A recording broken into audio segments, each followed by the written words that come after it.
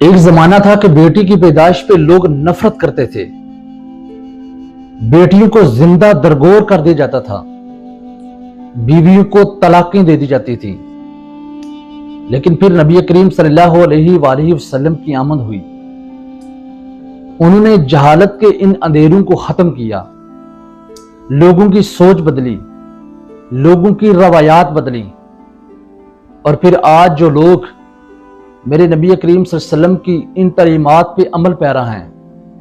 جو لوگ بیٹی کی عزت و تکریم کو سمجھنے لگے ہیں، جو لوگ